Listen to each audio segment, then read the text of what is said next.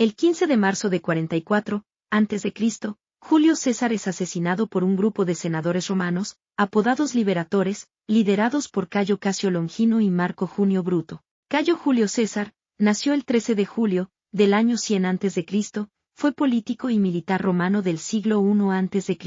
Miembro de los patricios Julio Césares, que alcanzó las más altas magistraturas del Estado romano, y dominó la política de la República tras vencer en la Guerra Civil. Julio César estuvo casado al menos en 3 ocasiones, en primer lugar con Cornelia, hija de Lucio Cornelio Cine. En segundo lugar, con Pompeya, nieta de Lucio Cornelio Sila. Su último matrimonio fue con Calpurnia, hija de Lucio Calpurnio Pisón Cesonino, un destacado miembro del Senado. De acuerdo con Eutropio y Suetonio, al menos 60 senadores participaron en el magnicidio. César recibió 23 puñaladas, de las que solamente una, la segunda recibida en el tórax, fue la mortal.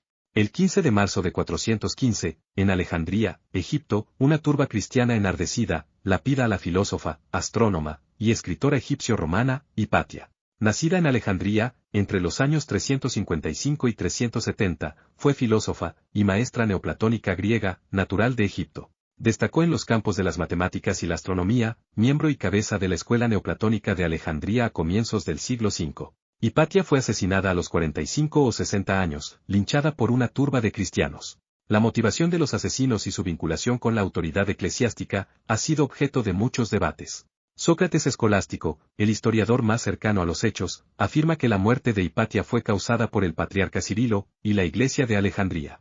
Fuentes posteriores, tanto paganas como cristianas, le achacan directamente el crimen, por lo que muchos historiadores consideran probable la implicación de Cirilo. Hipatia se ha convertido en un verdadero mito, y desde la época de la Ilustración, se la presenta como a una mártir de la ciencia, víctima del fanatismo religioso. El 15 de marzo de 1840, en Eslovenia, el profesor cristiano Jakob Lorber comienza a escribir lo que le dictan las voces que oye en su interior.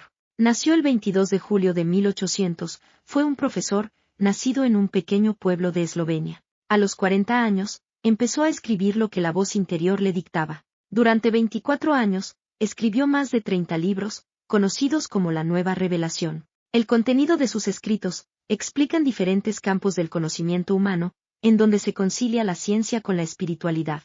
El mensaje central consiste en que todo hombre tiene la posibilidad de alcanzar la perfección. Esta no consiste en tener un inmenso poder, o inmensa sabiduría, sino en convertirse en un ser completamente amoroso, como lo es Dios mismo. La Nueva Revelación consiste en más de 30 libros que han sido dictados por Dios, mediante la voz interior.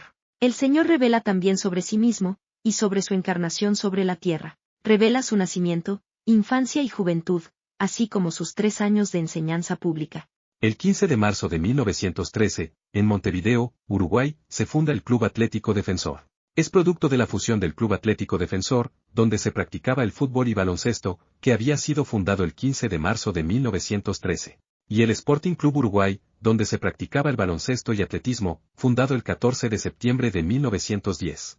Su primera ubicación fue en las calles Larrañaga y Monte Caseros. 2 años después, el día 6 de octubre, deciden cambiar su denominación a Sporting Club Uruguay, mudándose al barrio Parque Rodó. En ese momento, el club ya participaba en atletismo, balón mano, boxeo, natación, lucha y voleibol. El nombre de Defensor proviene de un equipo formado en 1906, por trabajadores de una fábrica de vidrios de Punta Carretas, llamado Defensores de la Huelga.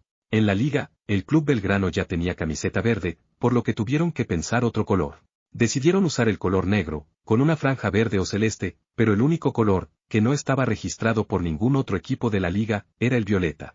El 15 de marzo de 1936, nace Francisco Ibáñez, historietista español, creador de multitud de series humorísticas, entre las que destaca Mortadelo y Filemón. Muchas de ellas se perciben en España como un ícono esencial de varias generaciones. Además de Mortadelo y Filemón, también fue el responsable de series como 13 Rueda el Percebe, Rompetechos, El Botón Sacarino, Pepe Gotera y Otilio y Chicha, Tato y Clodoveo. Desde la década de 1990, se centró casi exclusivamente en Mortadelo y Filemón. Entre otras distinciones, ha sido condecorado con la Medalla de Oro al Mérito en las Bellas Artes en 2002. Por su papel fomentando la lectura en generaciones de españoles, se ha tratado en repetidas ocasiones de que el dibujante fuera galardonado con el Premio Princesa de Asturias. El 27 de mayo de 1966, Se casó con Remedios Solerá Sánchez, y tuvieron 2 hijas, Sonia y Nuria. Falleció el 15 de julio de 2023, en su ciudad natal, Barcelona. El 15 de marzo, se festeja el Día Mundial contra la Matanza de Focas. La caza de focas es una actividad consistente en la obtención de recursos a partir de focas, más que nada cachorros de foca pía. Principalmente se da en Canadá y Groenlandia, donde se estima que en total cada año se matan unos 500.000 ejemplares. Hoy en día, la caza comercial se lleva a cabo únicamente en 5 países: Canadá, Groenlandia, Namibia, Noruega y Rusia. Estados Unidos, que había estado muy involucrado en la industria de las focas, ahora mantiene una prohibición total de la caza comercial de mamíferos marinos. Con la excepción de los pueblos indígenas, a quienes se les permite cazar un pequeño número de focas cada año. El método más habitual para matarlas es aplastarles el cráneo con un pico de hierro, o con palos con un garfio en una extremidad. Según los ecologistas, en ocasiones, también son despellejadas vivas. La caza de focas en Canadá es una cita anual, en la cual pescadores canadienses se dedican a disparar y cazar cachorros de foca zarpa en la temporada de caza. Pese a la oposición de buena parte de la opinión pública, y las constantes protestas de grupos defensores de los derechos de los animales, cada año se extermina alrededor de unas 350.000 focas jóvenes. Frente a la costa este de Canadá, otras miles quedan mutiladas o gravemente heridas de por vida. El uso de rifles, la dispersión de las focas y su escasez, hace que cada vez este tipo de caza sea menos rentable para los pescadores de Canadá. Organizaciones como la Sociedad Humana de Estados Unidos y el Fondo Internacional del Bienestar Animal denuncian que la caza no solo es cruel, sino que las elevadas cuotas de caza permitidas por Canadá desde 1996 pueden tener un impacto catastrófico sobre el futuro de la población de focas en la región.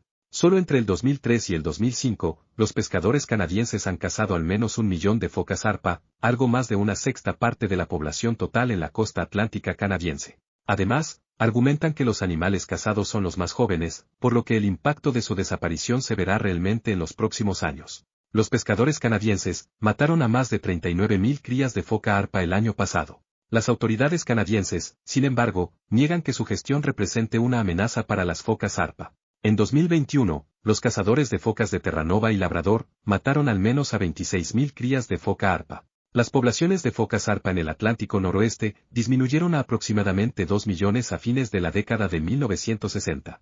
En Canadá, es ilegal cazar focas zarpa recién nacidas y focas encapuchadas jóvenes. La caza sigue siendo muy controvertida y atrae una importante cobertura mediática y protestas cada año. Las imágenes de cacerías pasadas se han convertido en símbolos icónicos para los defensores de la conservación, el bienestar animal y los derechos de los animales.